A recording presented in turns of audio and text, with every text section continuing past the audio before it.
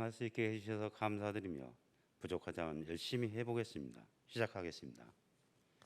저는 전라북도 전주에서 오남 민족 중 셋째로 태어났습니다. 신가는 정읍 옆에 있는 태인 매륵불교를 믿고 있으며 태인의 매륵불교 총본부를 아버지와 아버지 형제분들께서 같이 지으시고 저는 아버지를 따라 절을 다녔습니다. 신가 외가 아이들 외갑집은 모두 불교를 믿었고 어머니는 점을 보러 다니는 것을 아주 좋아하셔서 점집에서 살다시피 하셨고 아이들 외아달머니는 무당이시고 저는 어떤 종교도 믿지 않았습니다. 저는 하나님을 믿는 것을 반대하는 상위 1%에 속하는 사람이라고 생각하는 사람이었습니다. 제가 초등학교 2학년 2학기 때 가세가 기울면서 중학교 신학을 포기해야 했고 76년부터 사회생활하면서 먼지와 기계 소음 연기 속에서 알기 시작하면서 19살 때 아버지가 돌아가시고 가장 하나님 가장의 고된 삶이 시작되었습니다. 아마도 어린아들을 공장에 다니게 하신 게 마음의 병이 되셨나 봅니다.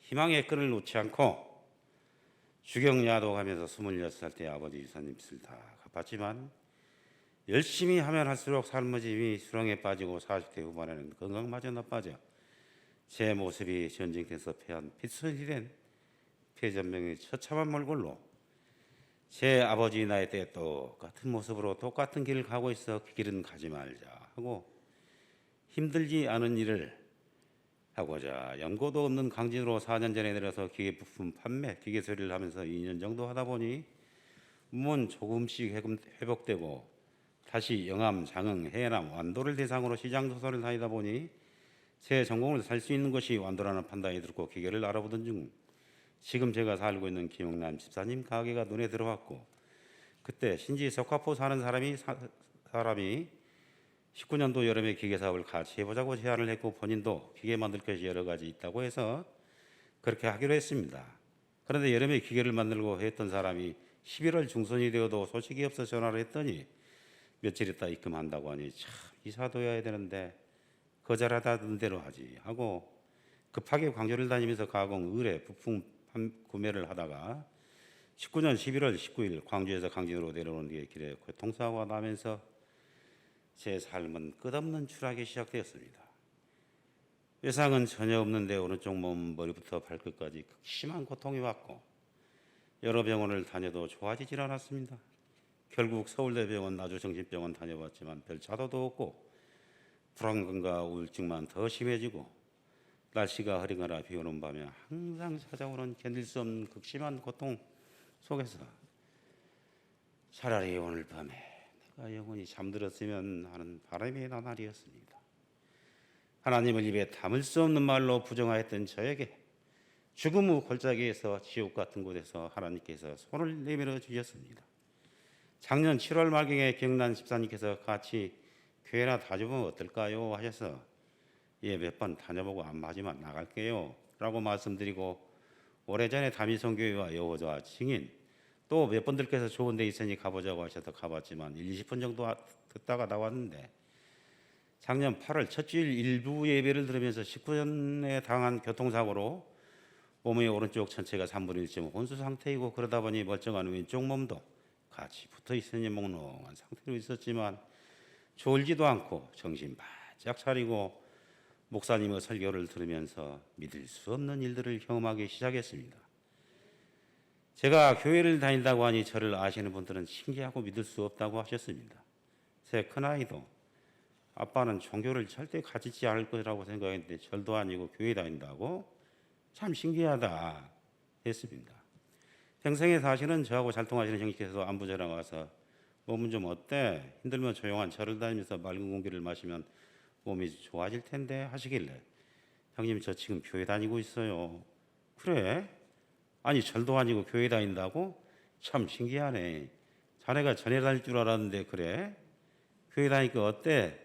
예, 마음은 평온하고 좋아요. 천안에 사시는 제 바로 위에 형님도 7월 19일 날 내려오셔서 제가 교회 다니는 것을 믿을 수 없다고 하셨습니다. 제가 절에 다니면 신기하지 않고 교회 다니면 신기하다고 하시는 게 저는 신기했습니다. 박재근 장로님께 두 번째 양육교육을 받고 신지 석화포 굴 파쇄기와 염장 다시마 라인에 작업한 돈을 지불해달라고 전화하던 중에 사악한 거짓말과 불솔한 말에 참다 분노가 폭발하여 정말 죽이고 싶은 생각에 적화포로 출발하고 차에 시동을 걸고 출발하는데 앞에 가는 차들이 오늘따라 왜 이렇게 늦게 가는지 빨리 가지 가면서 도착할 때까지 하나님 제 분노를 거두어 가주소서. 제가 오늘 무슨 일을 내겠나이다. 계속 기도하면서 도착하니 분노는 사그라지고 이렇게 긴 시간 아직까지도 기도해 본 적은 없었습니다.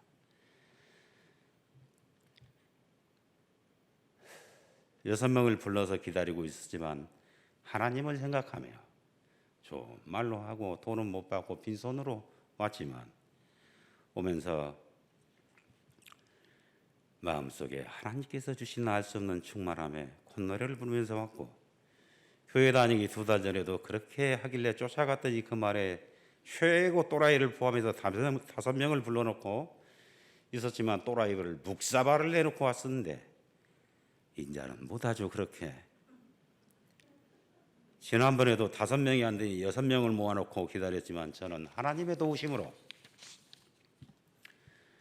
좋은 말로 해결하고 돌아왔습니다. 박재근 장로님께 말씀을 드릴 때 생각하는 것도 죄랍니다. 원수를 사랑하고 축복해 주라고 하십니다. 아이고 머리야 띵 하고 어지러워집니다. 몸은 항상 몸의 통증 때문에 목록하고 오른쪽은 3분의 1은 혼수 상태고 가끔씩은 현실인지 꿈인지 하는 상태인데 이렇게 제 삶의 모든 것을 한계 상황에 만든 사람을 이 목사님께서도 사랑하고 축복해 주시라고 하십니다. 참 할 수도 없는 어려운 걸 다 지키시네. 괜히 교회 다녔나 하는 생각도 들었지만 시작했으니 해보고 안 되면 그때 또 생각해보지 하면서 그 사람을 하나님께 용서해 주시고 복을 주셔서 기도를 시작했습니다. 저도 사람인지라 가끔씩 분노가 솟아오릅니다. 그럴 때마다 마음속으로 하나님과 예수님을 찾으면서 부르짖었습니다. 그럴 때만 마음의 평온함이 찾아왔고 반복하게 되니 사랑하는 마음까지는 아니지만 미워하는 마음이 녹기 시작하면서 전혀 생각도 못했던 신비로운 경험들을 하게 되었습니다. 경제적, 정치적, 유체적으로 한계 상황에 몰려있는 상태라서 필요한 것이 있어서 생각하고 있으면 바로 생기고 필요한 시간에 맞춰서 계획하고 일을 진행하는 것처럼 모든 게 해결되는 시간 속에서 살게 되었습니다. 한두 번도 아니고 매번 일어나는 일들이라서 하나님이 두렵기까지 했습니다. 소름도 끼치고 저한테 이런 일들이 생길 거라는 꿈속에서도 생각해보지 않았던 일들이 현실에서 일어났습니다. 그중 몇 가지만 말씀드리겠습니다. 작년에 제가 강진생명과학고 산학교사 겸 방과후 교사를 했었는데 어느 날 수업이 있어서 남창, 북평으로 해서 도암을 지나 강진으로 가는 4차선 도로 5, 600m 못 가서 반대 차선에서 오는 차가 갑자기 중앙선을 꼭 넘어올 것 같은 생각이 들어서 바로 앞차와 거리를 두기에 속도를 줄이고 거리를 확보하자마자 반대편 차선으로 오던 차량이 중앙선을 넘어서 앞 차량과 충돌하려고 하니 저는 중앙선을 넘어서 속도를 내니 앞 차량의 조수대를 들이받고 꽝 하고 저는 수업 시간에 다 돼서 뒤도 돌아보지 않고 속도를 들어 학교를 가면서 오 하나님 정말 감사합니다. 정말 감사합니다. 1시간쯤 운전하면 몸이 통증 때문에 어지럽고 멍롱한데 거짓말같이 싹 하고 사라집니다. 목사님의 말씀대로 하길 참 잘했지요? 지금 생각해도 아찔한 순간이었습니다. 또 한 가지 일은 큰아이가 경기도 이천에서 학원 강사로 일하고 있어서 코로나 때문에 어려워하고 있어 전화를 해보니 아빠 나 아무래도 직업을 바꿔야 할 것 같아. 수업도 동영상으로 하고 과외하는 애들도 줄어서 어떻게 할지 생각해 봐야 할 것 같아. 그래 힘들지. 아빠가 하나님께 기도해 줄게. 사랑해.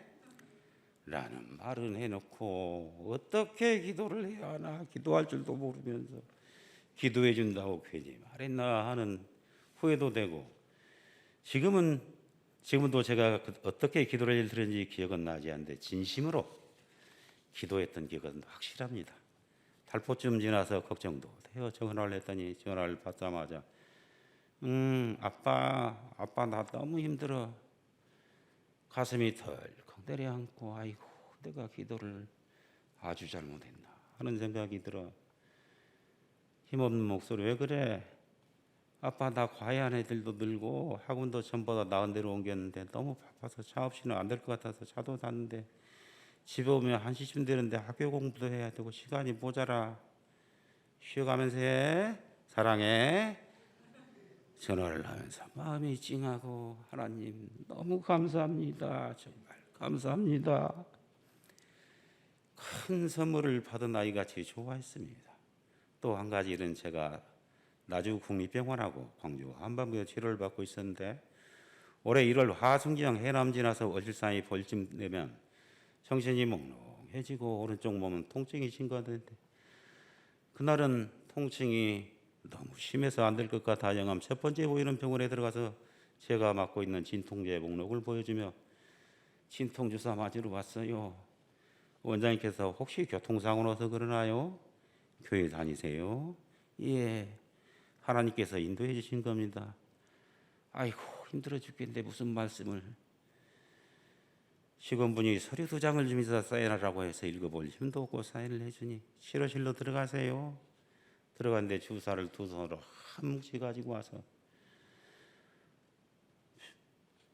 손님이 많이 있나 생각했을 때 치료침대에 엎드리세요.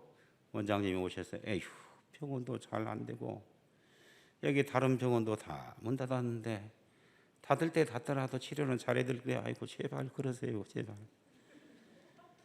그러면서 그 많은 주사를 제 몸에다 다 시술하시고 일주일에 2번 월요일 목요일에 오세요.